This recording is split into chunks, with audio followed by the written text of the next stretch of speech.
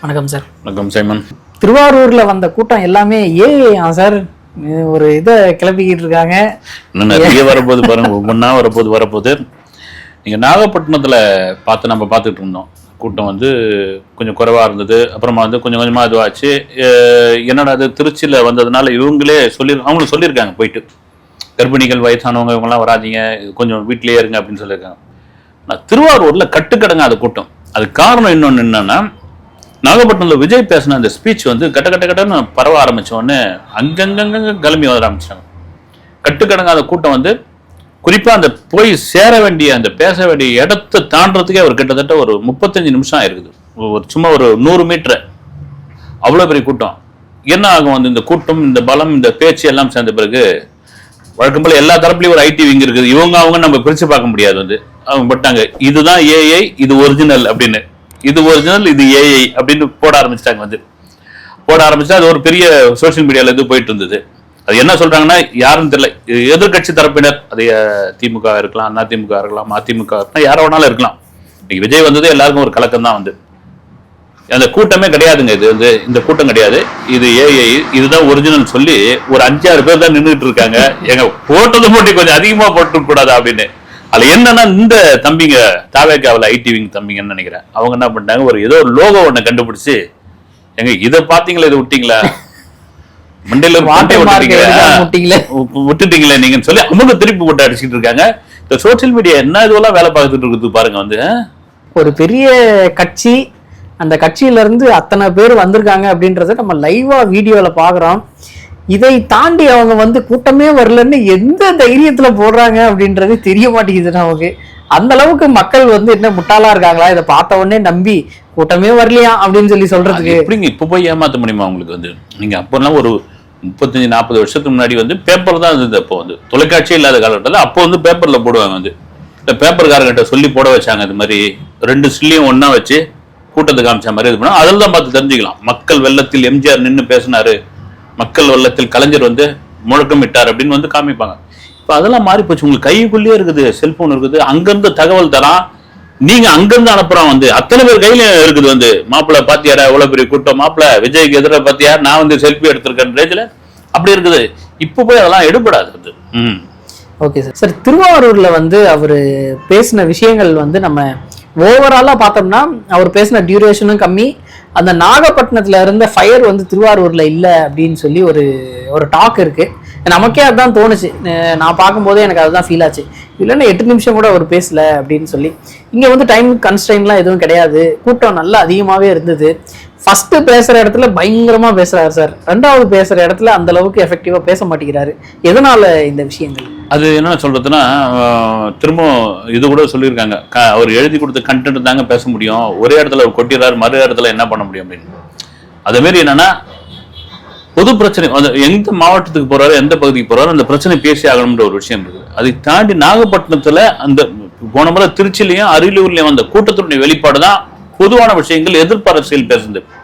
சரி, அங்க நம்ம பேசிட்டோம், பெரிய டிஸ்டன்ஸ்ல இன்னைக்கு எந்த மீடியா எடுத்து போட்டுக்கிட்டு இருக்காங்க. இப்போ இந்த மக்களுக்கு என்ன பிரச்சனை? நான் திருவாரூர்னு சொன்னாலே வந்து தியாகராஜர் சுவாமிகளும் வந்து கோவிலும் ஆழித்தேரும் தான். ஓடாத தேரை வந்து நாங்கள் தான் ஓட வச்சோம் அப்படின்னீங்க. நம்ம தமிழ்நாடு நல்லா ஓடிக்கிட்டு இருக்க தேர்ல 4 பக்கம் வந்து கட்டையை கொடுத்துருக்கீங்களேன்ற ஆரம்பிச்ச ஒரு ஸ்பீச் தான். வந்து தொடர்ச்சியா பாத்தீங்கன்னா திமுக எதிர்ப்பு அரசியல். அப்புறமா இந்த மாவட்டத்திலேயே ஒரு அமைச்சர் பேர் சொல்ல மாட்டேறாரு விஜய். வந்து யார் பேரையும் சொல்ல மாட்டேறாரு. இந்த மாவட்டத்திலே ஒரு அமைச்சர் இருக்காரு, அவர் வந்து இங்க சேவை பண்றதை விட முதல்வர் வீட்டுக்கு தான் நிறைய சேவை பண்ணிட்டு இருக்காரு அப்படின்னு ஆரம்பிச்சு முழுக்க இது என்னன்னா, இந்த இப்போ நாகப்பட்டினத்துல வந்து இப்ப கூட அதுக்கு எடுத்து போட்டுக்கிட்டு இருக்காங்க. ஒரு மீன்பிடி சம்பந்தமான ஒரு கப்பல் துறைமுக சம்பந்தமான படிப்பு கல்லூரி எதுவும் இல்லை அப்படின்னு. இது மறைந்த செல்வி ஜெயலலிதா அவர்கள் பீரியட்லேயே வந்து மரைன் காலேஜ் வந்து தொடங்கிட்டாங்க அப்படின்னு அவங்க ஒரு பக்கம் போட்டுருக்காங்க. மீன்பிடி பதனிடுவதற்கான சரியான தொழிற்சாலை இல்லை, 2வது மீன்பிடி இதுன்னு. அப்புறம் நாகப்பட்டினத்தில் உள்ள பிரச்சனைகள்லாம் பேசுறாரு, குறிப்பா மீனவர் பிரச்சனை பேசுறாங்க. திருவாரூர்ல என்னன்னா, நீங்க வந்து தேரையே ஓட வச்சுட்டு இருந்தீங்க, ஒரு சாலை கூட சரியில்லை அப்படின்றாரு. தமிழ்நாடு முழுக்குமே சாலைகள் ஒன்றும் பெரிய இதுவா இல்லை வந்து இல்லை. அப்புறம் வந்து கல்லூரியில வந்து எந்த டிபார்ட்மெண்ட்டும் இல்லை, மருத்துவக் கல்லூரியில் அந்த எக்யூப்மெண்ட்லாம் இல்லை. வந்து நீங்க போய் பார்த்தீங்கன்னா இதெல்லாம் மீறி டெல்டா அப்படின்னு சொன்னாலே விவசாயிகள்னாலே டெல்டா வந்து டெல்டா பகுதியில் வந்து அந்த காவிரி பாசனத்தை நம்பி இருக்கக்கூடியவர்கள், எல்லா விவசாயிகளும் அப்படி தான் மழையை நம்பி இருக்கக்கூடியவர்கள் முப்போகம் விளைஞ்ச யானை கட்டி போர் அடிச்ச மண்ணு சோழர்களுடைய பரம்பரை அப்படின்னு சொல்லுவோம். விவசாயிகள் பிரச்சனை பெரும் பிரச்சனையா இருக்கும் பொழுது இங்க வந்து ஒரு மூட்டைக்கு 40 ரூபா கமிஷன் வாங்குறீங்க. ஒரு மூட்டைக்கு 40 ரூபா, 10 ரூபா தான் இருந்தது, 40 ரூபா வாங்குறீங்க. இந்த 4.5 வருஷத்துல 1000 கோடி அப்படின்னு விவசாயி பிரச்சனை. இது வேற யாரும் சொல்ல, விவசாயி தான் என்கிட்ட சொன்னாரு, வேணாங்க விவசாயி வயிற்றுல அடிக்காதீங்கன்னு விவசாயிகளுடைய பிரச்சனையை வந்து கையில் எடுக்க ஆரம்பிச்சிருவாங்க. இப்படி அந்த மாவட்டத்தில் உள்ள பிரச்சனைகள் மட்டும் பேசிட்டு நறுக்கு சுருக்குன்னு இது பண்ணது எனக்கே கொஞ்சம் வருத்தம் தான் வந்து. இன்னும் கூட எக்ஸ்டெண்ட் பண்ணி பேசலாமே. ஏன்னா எல்லாரும் நாமன் கிடையாது வந்து. பொதுவாக எதிர்கட்சிகள் விஜய் விமர்சனம் பண்றவங்களாம் என்னன்றாங்க, வராருங்க சுருக்கமா பேசிட்டு போறாருங்க, அதுக்கப்புறம் என்னங்க வந்து இதுவாகலன்னு. நான் கடைசியா பினிஷிங்ல ஒன்று மட்டும் பண்ணாரு வந்து, சேர்ற கூட்டம்லாம் ஓட்டா மாறாதுன்றாங்க. ஆமா, என்ன அலிகேஷன் வைக்கிறாங்களோ அதை வந்து மக்கள் முன்னாடியே எனக்கு அப்படியே ஜெயலலிதா அவர்களுடைய அந்த பாணி தான் வந்து, செய்வீர்களா போடுவீர்களா ஒழிப்பீர்களா அப்படின்பாங்களா. அதே போல வந்து நீங்க ஓட்டு போடுவீங்களா, நான் வந்து கூட்டத்தை காமிக்கிறேன், இந்த கூட்டம் ஓட்டா மாறாதுன்றீங்க, என்ன சொல்றீங்கன்னா எல்லாம் ஓட்டு போடுவோம் போடுவோம் போடுவோன்றாங்க. எனக்கு நீங்க சொன்ன மாதிரி தான் வந்து ஒரு நாகப்பட்டினத்துல இருந்த ஒரு ஃபயரான பேச்சு திருவாரூர் சம்பந்தப்பட்ட திருவாரூர் தொகுதிக்கு உட்பட்ட திருவாரூர் மாவட்டத்திற்கு உட்பட்ட விஷயங்களை மட்டும்தான் விஜய் பேசிட்டு போனார். இனி வரப்போகிற சேலம், திருப்பூர், திருவள்ளூர், வட சென்னை இந்த மாதிரி பகுதிகளில் நிறைய பிரச்சனைகள் இருக்கு. அந்த பிரச்சனைகளை விஜய் இன்னும் விரிவா பேசணும் வந்து. நீங்க நம்ம கூட ஒரு போன வீடியோல பேசியிருந்தோம். முன்னெல்லாம் வந்து தலைவர்கள்லாம் வந்து 2 மணி நேரம் 3 மணி நேரம் வைகோல்லாம் விடியெல்லாம் பேசியிருக்காரு. திமுக விட்டு பிரிஞ்சு வந்து பல்லாவரத்துல ஒரு மீட்டிங் நினைக்கிறேன் நான், 94வது வருஷம் நங்கநல்லூர்லயோ பல்லாவரத்துலயோ, உண்மையிலே விடிய பால்காரங்க சத்தம் போட்டும் போறாங்க வந்து. ஆரம்பிச்ச ஸ்பீச் வந்து துண்டை அப்படி பிடிச்சி, அதெல்லாம் கேட்ட காலம் இப்ப மாறி போயிடுச்சு. அதெல்லாம் வந்து நாங்க வீட்டுல இருந்தே பாத்துக்கிறோங்க அப்படின்ட்டாங்க. இது விஜய்க்கு இவ்வளவு கூட்டம் பாக்குறதுக்கு வருது, இவ்வளவு பேர் வராங்க, இவ்வளவு ஸ்பீச் கேட்க வராங்க அப்படின்னா இன்னும் நம்ம தொகுதி சம்பந்தப்பட்டது இப்ப அவங்களுக்கே இருக்கு இல்லைங்களா, இந்த பிரச்சனை இருக்குது, அவர் பேசினா எப்படி இருக்கும் அப்படின்னு, அது இன்னும் பேசலாமே அப்படின்னு என்னுடைய ஆதங்கமும் கூட. சார், திருவாரூர் வந்து கலைஞர் அவருடைய ஊர், ஸ்டாலின் அவருடைய ஊரும் திருவாரூர் தான் அப்படின்னு சொல்லலாம். அந்த ஊர்ல இருந்து இந்த அளவுக்கு கிரவுடு கேதர் ஆனது திமுகவுக்கு ஒரு பெரிய மைனஸா இருக்கும் இந்த எலெக்ஷன்ல அப்படின்னு சொல்லி நிறைய டாக் போயிட்டு இருக்கு. ஆனா நம்ம சொல்ற மாதிரி தான், கிரவுடு மொத்தமா ஓட்டா கன்வெர்ட் ஆகாது அப்படின்ற ஒரு விஷயம். அவங்க ஓன் கிரவுண்ட்லயே அவங்க இடத்துலயே இந்த அளவுக்கு கிரவுடு வந்து அந்த பேசுறத மிஸ் பண்ணிட்டாரோ அப்படின்ற ஒரு ஃபீலிங். பட் டிஎம்கேக்கு வந்து இது ஏதாவது ஒரு கலக்கத்தை ஏற்படுத்துமா சார்? இந்த கூட்டம் வந்து கலக்கத்தை ஏற்படுத்தும்? இல்ல, அது நீங்க சொல்ற மாதிரி வந்து திமுகவுடைய இன்னொரு கோட்டை தான் வந்து திருவாரூர். கலைஞர் படிச்சது வளர்ந்தது அங்கிருந்தான். முரசொலி பத்திரிகை ஆரம்பிச்சது. அவருடைய பழைய நண்பர்கள்லாம் வந்து பேர் வச்சு ஞாபகம் வச்சு கூப்பிட்டது திருவாரூர்லயும், பக்கத்தில் நாகப்பட்டினம், தஞ்சாவூர்லயும், திருவாரூர்ல குறிப்பா அவர் நண்பர்களை வந்து ஞாபகம் வச்சு கூப்பிட்டது. இன்னைக்கும் வந்து ஸ்டாலின் அவர்களுடைய கோட்டையா அது கூட இருக்குது வந்து. அவங்க ஏரியாக்குள்ள போயிட்டு இவ்வளவு பெரிய க்ரௌடை காமிச்சு இவ்வளவு ஒரு ஸ்பீச்சை பேசுறது வந்து, இவ்வளவு பெரிய மக்கள் வெள்ளம் வந்தது பெரிய விஷயம். நீங்க எல்லாம் வருவாங்களா அப்படின்ற மாதிரியான ஒரு விஷயம் இருந்தப்போ இவ்வளவு பெரிய கூட்டம். அதுல என்னன்னா வழிநெடுங்க வந்து பாத்தீங்கன்னா இந்த சின்ன சின்ன குழந்தைங்கலாம் கூட்டின்னு வந்து அந்த மாலையை போட வச்சு அது இருக்கும் வந்து. அது என்னன்னா எம்ஜிஆருக்கு அந்த கிரேஸ் இருந்ததுன்றாங்க வந்து திரைப்பட கலைஞர்கள். இதை திரும்ப திரும்ப சொல்றது தான் வந்து, இதெல்லாம் ஆகாதுங்க வந்து, வர்றாங்கங்க பாக்குறாங்க, ஓட்டு போட மாட்டாங்க சாமி. இதெல்லாம் வந்து நாங்கள் பக்கத்து மாநிலம் ஆந்திராவெல்லாம் பார்த்துட்டோம், நாங்க வந்து கர்நாடகாவெல்லாம் பார்த்துட்டோம், இதெல்லாம் சும்மா அப்படின்னு சொன்னாலும் வந்து எம்ஜிஆருக்கும் அதே மாதிரி விமர்சனம் இருந்தது. இதை தாண்டி 2026 எலெக்ஷன் என்ன என்பது எப்படி விஜய் வந்து கண்டிப்பா ஒரு மாற்றத்தை கொண்டு வர, அது திமுக கலக்கமா இருக்குதா, அல்லது வந்து டிவிக்கு வந்து 50 சீட் அடிக்குமா, அல்லது 200 தொகுதி ஜெயிக்குமா, அதெல்லாம் நம்ம வந்து திரும்ப வந்து நம்மளால அதை கணிக்க முடியாது. அது அதை தாண்டி ஒரு மாற்றம்ன்ற ஒரு விஷயம் இருக்குல்ல, அது ஏதோ மக்கள் எதிர்பார்க்கறாங்க. அது இப்ப பாருங்க, சீன்லயே வந்து டிவிகேவுக்கு டிஎம்கேக்கு மறந்துட்டாங்க. அதுக்கு வந்து முன்னாள் அமைச்சர் உதயகுமார் சொல்றாரு வந்து, ஏங்க நீங்க அதெல்லாம் சொல்லாதீங்க, நாங்க 50 வருஷம் கட்சி, எங்களுக்கு டிஎம்கேக்கு தாங்க நீங்க வந்து சீன்லயே ஒரு கட்சி அப்படியே ஏங்க ஒரு 50 வருஷம் கட்சியை வந்து நீங்க சீன்லயே கொண்டு வராம சேர்க்கறது எப்படி? இதெல்லாம் தான் நீங்க சொன்ன மாதிரி திருவாரூரில் கண்டிப்பா இவ்வளவு கூட்டம் அப்படின்னா அது எல்லா கட்சிக்கும், டிஎம்கே கிடையாது, எல்லா கட்சிகளுக்குமே வந்து எல்லாருக்குமே உண்டுங்கள. நான் திரும்ப சொல்றதுதான் சீமன் வந்து, நீங்க ஒரு நிறுவனத்திலேயோ ஒரு கம்பெனில எங்கேயோ வேலை பார்க்கற அப்படின்னா ஒரு ரொம்ப காலமா ஒருத்தர் வந்து சொல்லுவாங்க இல்லைங்களா, உங்க தாத்தா காலத்துல இருந்து உங்க இப்ப பேர காலத்துல இருந்து நாங்க இருக்கிறோம் அப்படி இருக்கிறவங்களாம் உண்டு. எங்களுக்கு அவங்களுக்கான சலுகை அவங்களுக்கான உரிமைன்னு ஒண்ணு இருக்கும். அது திடீர்னு ஒருத்தன் உள்ள வரான், உள்ள வந்து அந்த இடத்துக்கு கிட்டத்தட்ட ஒரு மேனேஜிங் டைரக்டருக்கு அடுத்த லெவல்ல ஒருத்தன் வந்துடுறான் அப்படின் பொழுது உள்ள இருக்கிறவங்களாம் கடுப்பாவாங்கல்ல, இவனை எப்படியாவது வெளியே தருத்தனியா, இவனை விடக்கூடாது அப்படின்ற ஒரு அதுதான் இப்ப விஜய்க்கு ஏற்படும். எங்க எக்ஸ் வலைதளத்துல கட்சி ஆரம்பிப்பீங்க, கட்சி ஆரம்பிச்சு 2 வருஷம் தான் ஆகுது, பனையூர் அலுவலகத்திலே வந்து கொடி ஏத்துட்டீங்க, வெளியே வந்தது பாத்தீங்கன்னா பரந்தூருக்கு வந்திருக்கீங்க, ஒரு புத்தக வெளியீட்டு விழாவுக்கு வந்திருக்கீங்க, அதிகபட்சமா பாத்தீங்கன்னா வேற எங்கும் வரல. நீங்க வந்து பேசுறது பாத்தீங்கன்னா விக்கிரவாண்டி மாநாடு, மதுரை மாநாடு, அதுக்குள்ள இவ்வளவு பெரிய கிரௌட காமிக்கிறாருன்னா அதுக்குள்ள பாத்தீங்கன்னா ஆட்சியில பங்கு நீங்க யார் வரீங்களோ வராங்க அப்படின்னு. ஒரு பக்கம் டிடிவி தினகரன் என்ன சொல்றாரு வந்து, அவர் கூட கூட்டணிக்கு போனா என்னன்றாரு வந்து, டாக்டர் கிருஷ்ணசாமி வந்து ஏன் ஒரு மாற்றத்தை ஏற்படுத்த மாட்டாரான்றாரு வந்து, ஓபிஎஸ் ரெடியா இருக்காரு. இப்படிலாம் இருக்கும்பொழுது 2 வருஷத்துல ஒரு நபர் இதுவாகும் போது எல்லாருக்குமே ஒரு கடுப்பு வரும். சீமான் அதை வெளியே காட்டுறாரு, மற்றவங்க வெளியே காட்டல, அவ்வளவுதான் வித்தியாசம் வந்து. இந்த திருவாரூர் கேம்பெயின்ல கடைசியா அவர் வந்து அந்த பச்சை துண்டை வந்து அவர் நெத்தியில கட்டினது, அந்த விஷயங்கள்லாம் ரொம்ப சினிமாத்தனமா இருக்கு அப்படின்னு சொல்லி நிறைய பேர் வந்து சொல்லியிருந்தாங்க. ஏன்னா ஒரு கட்சியோட தலைவர் வந்து அந்த ஊர் ரிலேட்டடா நிறைய பிரச்சனைகளை பேசுறாரு, கடைசியில வந்து துண்டை எடுத்து நெத்தியில கட்டிட்டு போறாரு அப்படின்றத எப்படி ஏத்துக்க முடியும் அப்படின்னு. இதுல என்ன இருக்குன்னு எனக்கு தோணலையே வந்து.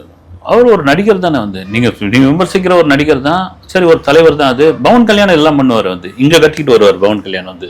அது அவங்க ரசிக்கிறாங்களே, தலையை கோதி விட்டுக்கிட்டு வருவாப்புல, அப்புறம் துண்டு எடுத்து கட்டின்னு வருவாப்புல, அதுக்காக பவன் கல்யாணம் தூக்கி வெளியே போட்டான். அதை ரசிக்கிறாங்க, அதை கொண்டாடுறாங்க. நான் விவசாய பிரச்சனையை பேசியிருக்கேன், நானும் உங்களுடைய விவசாயி தான், விவசாயிகளுடைய துண்டு தானே அது, அந்த பச்சை கலர் வந்து, அதை எடுத்து கட்ட ஆரம்பிக்கிறார் வந்து. இன்னைக்கு இந்தியா முழுக்க பெரும் பிரச்சனையாக பெரும் போராட்டமாக இருக்கிறது விவசாயிகளுடைய பிரச்சனை தான். டெல்லியில வந்து அவங்கள ஒண்ணுமே பண்ண முடியல, 5 விவசாயிகள் அப்படி உட்காந்தாங்களே வந்து. அப்படி இருக்கும்போது நான் உங்களுக்கு துணையா இருக்கிறேன் அப்படின்னு, இது ஒன்றும் பெரிய இதுவெல்லாம் கிடையாது. Okay sir. சார் இப்போ வந்து இந்த விவசாயிகள் பிரச்சனை, மீனவர்கள் பிரச்சனைன்னு சொல்லி இவர் பேசிக்கிட்டு இருக்காருல்ல சார், இந்த நீங்க சொன்ன மாதிரி அந்த பஞ்சாப்ல அவ்வளோ பிரச்சனை நடந்தது, டெல்லியில வந்து ட்ரெஸ்ஸே இல்லாம போராட்டம் பண்ணாங்க, எலிக்கறி சாப்பிட்டாங்க. அந்த டைம்ல எல்லாம் இவர் வந்து நடிகராக தான் இருந்தாரு. ஒரு குரலாவது ஏதாவது ஒரு அறிக்கை ஏதாவது ஒண்ணு விட்டுருக்கலாமோ அப்படின்ற ஒரு ஃபீல் இருக்கு. எப்படின்னா உங்களுக்கு நேஷனல் லெவல்ல அந்த பாலிடிக்ஸ்ல ஒருவேளை இவர் நடிகர் விஜயாக குரல் கொடுத்திருந்தால் அது எடுபட்டிருக்குமான்னு தெரியல வந்து. எவ்வளவு பேர் கொடுத்திருந்தாங்க, ஆனா எதுக்கும் அது கொடுத்துருக்கலான்னு.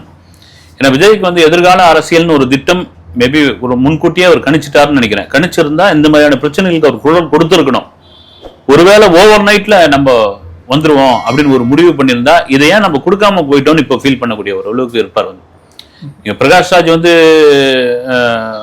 பாசிச ஆதரவு அரசியல் பண்றாரு, எதிர்ப்பு அரசியல பண்றாரு தாண்டி ஏதோ அவருக்கான எதிர்ப்பு அரசியல் ஒன்னும் பேசிட்டு இருக்காருல்ல. விஜய் அந்த லெவலுக்கு இல்லைனாலும் ஏதாவது ஒரு வகையில முன்கூட்டியே சில விஷயங்களுக்கு பேசி இது பண்ணியிருந்தாருன்னா இவருக்கு இன்னும் ஒரு ஆதரவு கிடைச்சிருக்க. நல்ல கேள்வி அது வந்து. அதை விட்டுட்டாரு வந்து. ஒருவேளை இப்படிதான் நான் நினைக்கிற மாதிரி சரி திடீர்னு அரசியலுக்குள்ள வந்துடும் முடிவு பண்ணாரான்னு தெரியல. இனியும் அந்த பிரச்சனையை அவர் பேசி ஆக வேண்டும், பேசுவார். Okay sir. இந்த கச்சத்தீவு பிரச்சனை வந்து முன்னையில இருந்தே அது புகஞ்சிக்கிட்டே தான் இருக்கு. அதை கொடுத்துட்டாங்க, திரும்ப எப்படி வாங்க போறாங்கன்னு தெரியல. ஆனா விஜய் அவர்கள் பேசினதுக்கு அப்புறம் அந்த பிஎம் வந்து அங்க நேர்ல போய் விசிட் பண்ணது, டிவிக்கு கொடி எல்லாத்தையும் காலி பண்ணது, அந்த மாதிரி விஷயங்கள்லாம் பார்க்கும்போது ஒரு நடிகர் பேசுறாரு, அது வந்து பெரிய அளவுல ட்ரெண்ட் ஆகுது, அதனால நம்ம வந்து கொஞ்சம் சுதாரிச்சுக்கணும் அப்படின்னு சொல்லி அவங்களே நினைக்கிறாங்களா? அந்த ஃபீல் இருக்கா சார் அவங்களுக்கு? நீங்களும் பாருங்க வந்து கரெக்டா வந்து நடிகர் தான் கொண்டு வந்து சேர்க்கறீங்க வந்து. இல்ல சார், அவர் பேசும்போது நீங்களும் யாரும் தெரியுங்க உங்களையா வந்து. ஆமா, மறுபடியும் வந்து தாவேக்கா தலைவர்னு சொல்ல மாட்டேன் பாத்தீங்களா? நடிகர் அந்த ஃபீல் இன்னும் வரல சார். பாத்தீங்களா? உடல் பிறப்பாச்சே நீங்க வந்து. அப்படி இல்ல சார், அவர் வந்து நமக்கு எல்லாருக்கும் ஒரு எண்ணம் இருக்கும்ல. நீங்க ரசிகர் மணல்ல இருக்கிறீங்க, தொண்டர் மணல்ல மாறல. அது எல்லாரும் மாதிரியும் நானும் இன்னும் மாறல. பட் அந்த அவர் வந்து இன்னும் கொஞ்சம் நிறைய வந்து பண்ணணுமோ அப்படின்ற ஒரு ஃபீல் இப்பதான் ஆரம்பிச்சிருக்காரு. ஒரு வருஷத்துக்கு அப்புறம், ஒரு 2 வருஷத்துக்கு அப்புறம் நமக்கு வந்து அந்த ஃபீல் தானாவே வரலாம். இந்த எலெக்ஷன் அவருக்கு வந்து ஒரு முன்னோட்டமா, அவர் சொன்னா ஒரு ட்ரெய்லர் மாதிரி இருக்கலாம் வந்து. அடுத்த எலெக்ஷன் வந்து அவருக்கு ஒரு முக்கியமான தலைவரா இந்த அரசியலில் இதே வேகத்தோட ஒரு நீடித்தால் அடுத்த எலெக்ஷன்ல ஒரு கண்டிப்பான ஒரு கவனிக்கத்தக்கக்கூடிய இந்த ரசிகர் பூரா ஒரு தொண்டர் மனநிலைக்கு மாறி இருப்பாங்க. நீங்க சொன்ன மாதிரிதான் வந்து கச்சத்தீவை பேசாத அரசியல்வாதிகளே கிடையாது. எல்லாரும் பேசிருக்காங்க. லெட்டர் பேட் கட்சியில இருந்து எல்லாம் பேசியிருக்காங்க. கொடுத்தாச்சு ஒரு கச்சத்தீவுன்றது வந்து நீங்க தாரவாத்தாச்சு, எங்களுக்கு தாங்க அதுன்னு சொல்லியாச்சு வந்து. அதுல கூட ஒரு ஒப்பந்தம் போட்டிருந்தாங்க இந்திரா காந்தி காலத்துல வந்து. தமிழக மீனவர்கள் வந்து மீன் பிடிக்க வந்தாங்கன்னா அவங்க வலைய உலர்த்துறதுக்கு, ஓய்வு எடுக்கிறதுக்கு, அங்க தண்ணி குடிக்கிறதுக்கு, சாப்பிட்றதுக்கு, ஏன்னா கடல் எல்லை ரொம்ப கம்மி அப்படின்னு அது கொஞ்சம் சில காலங்கள் அதை வந்து விட்ரா பண்ணிட்டாங்க. அது ஏங்க தாண்டி வந்துடுறீங்கன்றாங்க. அவ்வளவுதான் இருக்குது. அது மிகப்பெரிய பிரச்சனை. அந்த பிரச்சனை எல்லாருமே தொடுறாங்க. ஆனால் விஜய் தொட்ட பிறகு நீங்க சொல்ற மாதிரி அங்கிருந்தே வந்து ஹெலிகாப்டர்லயோ இதுலயோ வந்து நான் எங்களுக்கு தாங்க இது அப்படின்ற அளவுக்கு ஆயிருக்குன்னா அது ஒரு மணல் திட்டு தான் அது. ஆனாலும் வந்து அதுக்கான இடம் ஒன்று இருக்குல்ல, இங்க நடக்கக்கூடிய அந்த மாதா கோயில் திருவிழாவுக்கு ஸ்பெஷல் விசாலாம் கொடுத்து இவங்களை வந்து கூட்டும் போய் அங்க எல்லாம் மீனவர்கள், ஏன்னா அவங்களெல்லாம் அந்த மாதா தான் அவங்களுக்கு குலதெய்வம். அவங்க போய் கும்பிட்டுலாம் வராங்க. வந்து எல்லா பிரச்சனையும் எடுக்கும் பொழுது வந்து கொடுத்ததை மீட்க முடியுமா அப்படின்னு பொழுது அது ஒரு கவன ஈர்ப்பா கொண்டு வராப்புல இல்லைங்களா? அது ரைட்டு. ஓகே சார், அடுத்த வீடியோவில் சந்திப்போம் சார். நன்றி சார். வணக்கம்.